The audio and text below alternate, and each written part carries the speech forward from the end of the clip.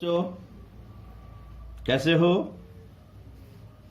आपको इससे पहले वाली वीडियो में एक्सरसाइज 6.1 के 1 से लेकर 4 तक के प्रश्न अपन ने किए थे। अब अपन 5वां प्रश्न करेंगे।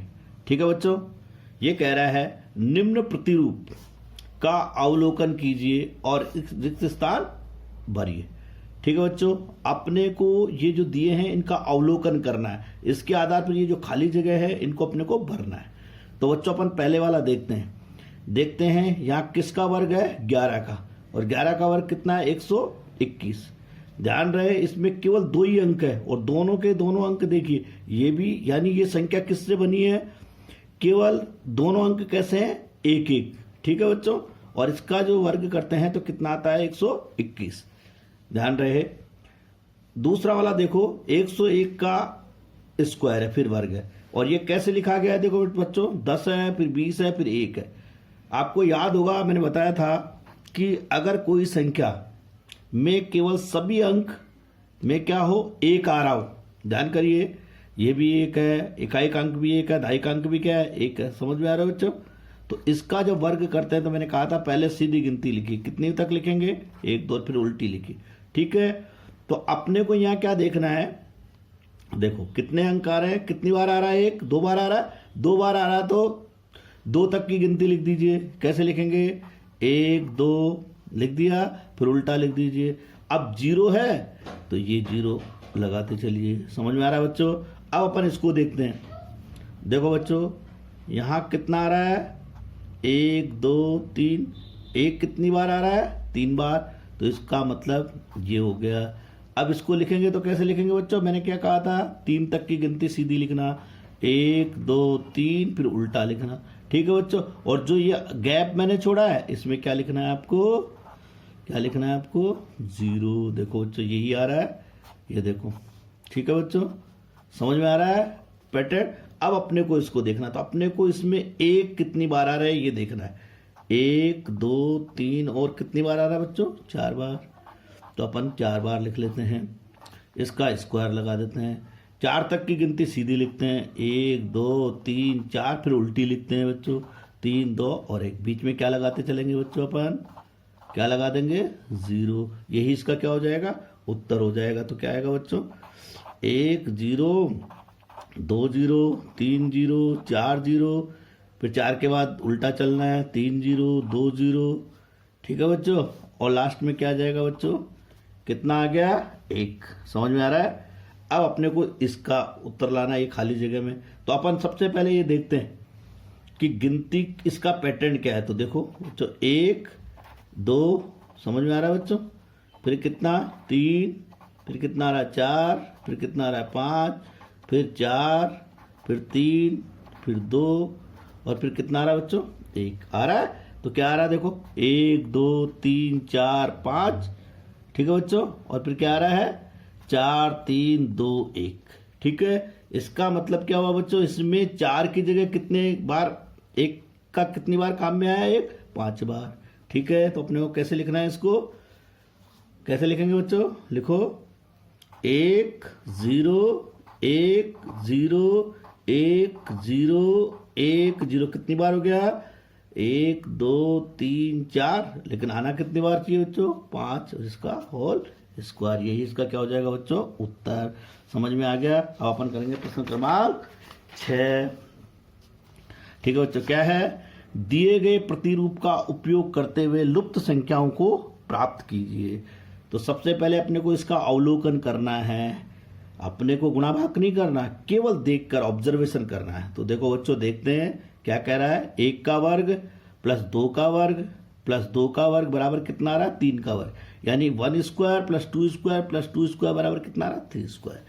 दूसरे वाले को देखो, तो आप अगर आप यहां देखो तो आपको ऐसा नहीं लगता कि 1 को कितने से गुणा कर दें? 2 से। देखो 1 को 2 से, तो कितना आ रहा है बच्चों? 2 आ रहा है ये।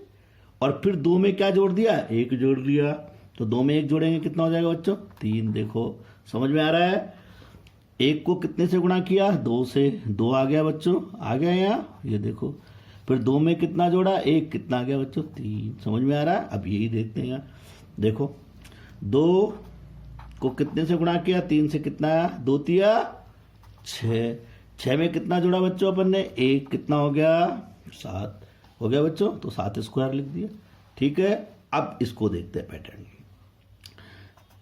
पहली संख्या 3 है, दूसरी तो 4 तिया 12, 12 आ रहा है बच्चों, 12 का स्क्वायर हो गया 12 का स्क्वायर। अब देखिए अपन इसको ऐसे लिखते हैं 3 गुणा 4। ठीक है बच्चों, कितना हो गया 12 में एक जोड़ा कितना हो गया बच्चों, बोलो 13। समझ में आ रहा है आपको पैटर्न? यानी क्या करना है, पहली और दूसरी संख्या को गुणा करना है। ठीक है बच्चों, वो गुणनफल यहाँ आ जाएगा, उसका वर्ग करना है और उसमें एक जोड़ना है, तो किधर आ जाएगा, कौन सा पक्ष आ जाएगा आपका, दायां पक्ष। ठीक है बच्चों, अब इसको देखते हैं, ये खाली जगह है आपकी, इसको देखो, ये कितना है बच्चों 4। मैंने पैटर्न क्या बताया, पहले को इससे गुणा किया था, इसको इससे गुणा किया था, अब 4 को किससे गुणा करना बच्चों, अपने को 5 से। कितना हो गया बच्चों, बोलो 4 पंजे 20। ठीक है बच्चों, इसका मतलब यहाँ 20 आएगा और 20 का क्या लग जाएगा बच्चों, वर्ग। समझ में आ गया? अब 20 में कितना जोड़ा अपन ने, 1, कितना हो गया बच्चों 21। समझ में आ रहा है, 21 आ गया। ठीक है, अब इधर देखेंगे, ये कितना है बच्चों 6, ये कितना है 7। यहाँ आपने को पहले तो ये पूछा है कि यहाँ क्या आना चाहिए, मैंने क्या बताया आपको, क्या चल रहा है अपना पैटर्न, 6 को कितने से गुणा करेंगे बच्चों, 7 से। कितना हो गया 7 6 42, तो यहाँ कितना जाएगा 42 का स्क्वायर। अब 42 में कितना जोड़ना है बच्चा अपने को, 1, कितना हो गया 43, तो कितना हो गया 43 का स्क्वायर। समझ में आ गया बच्चों ये पैटर्न कैसे करना है, पहली संख्या को दूसरी से गुणा करना, उसका गुणनफल यहाँ लिखना, उसका वर्ग लगाना और फिर 2 में 1 जोड़ेंगे, कितना हो गया 3, 3 दूनी 6 आ गया, 6 में 1 जोड़ा 7 आ गया, 3 चौकू 12 आ गया, 12 में 1 जोड़ा 13 आ गया, 5 चौक 20, 20 में 1 जोड़ा 21 आ गया। ठीक है बच्चों, समझ में आ रहा है? 6 को 7 से गुणा किया 42 आ गया, 42 में 1 जोड़ा 43। समझ में आ गया क्वेश्चन क्रमांक 6। अब क्वेश्चन क्रमांक 7, ये कह रहा है बच्चों योग संक्रिया किए बिना योगफल करना। बड़ा इंटरेस्टिंग क्वेश्चन है, बड़ा मजेदार क्वेश्चन है। ये कह रहा है अपने को जोड़ना भी नहीं है, समझ रहे हैं बच्चों, जोड़ना नहीं है। जोड़ने का मतलब ऐसे नहीं जोड़ना 1 3 4 4 और 5 9, ऐसे नहीं, बिना जोड़े ही आपको ये बताना है कि इनका योगफल कितना होगा। तो ध्यान करो बच्चों, मैंने बताया था ये सारी की सारी संख्याएं कैसी है, विषम संख्याएं। देखो इनको कहते हैं प्राकृतिक, मतलब प्राकृत विषम संख्याएं। ये क्रमागत होती है, 1 के बाद क्या आता 3, 3 के बाद 5, 5 के बाद 7, 7 और के बाद क्या आया 9। ठीक है बच्चों, और ऐसे का मैंने आपको बताया था कि उत्तर क्या होता है, यानी प्रथम n संख्याओं, कौन सी संख्या है, प्रथम n विषम संख्याओं का, ध्यान रहे कौन सी संख्या है, प्रथम n संख्याएं कौन सी है, विषम संख्याओं का योग। योगफल जब ज्ञात करते हैं तो कौन सा सूत्र काम में लेते हैं बच्चों, सीधा क्या कर देते हैं n स्क्वायर। n स्क्वायर का मतलब इनको गिनना है, देखो कैसे गिनेंगे, 1 2 3 4 5, 5 हो गया बच्चों। तो यहाँ क्या करना है, n का मान कितना आ जाएगा 5, 5 का स्क्वायर किया कितना आ गया 25। इसका मतलब क्या हुआ कि 1 + 3 + 5 + 7 + 9।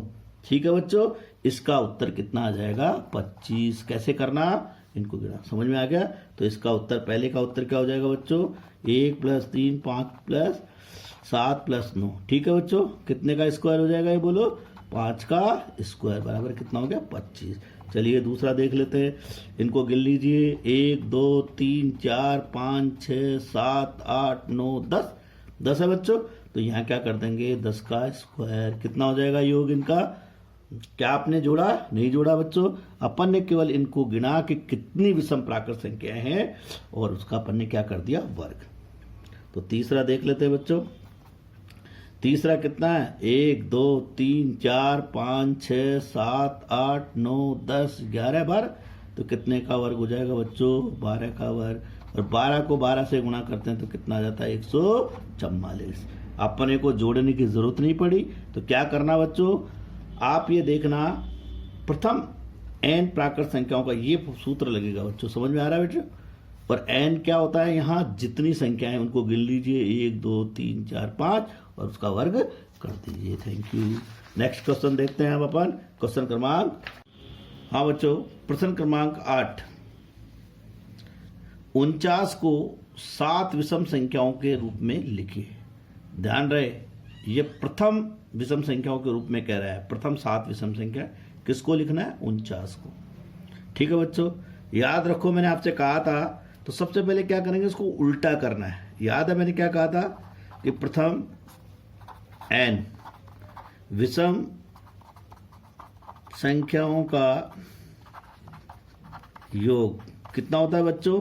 n स्क्वायर होता है, n विषम संख्याओं का। तो यहां अपने को उल्टा काम करना है। यहां क्या करना है, अपने को किसका मान निकालना है? n का। तो आप देखिए 49 है, 49 का मतलब मैं किसका वर्ग लिख सकता हूं? इसको 7 का वर्ग लिख सकता हूं बच्चों, लिख सकता हूं 7 का वर्ग।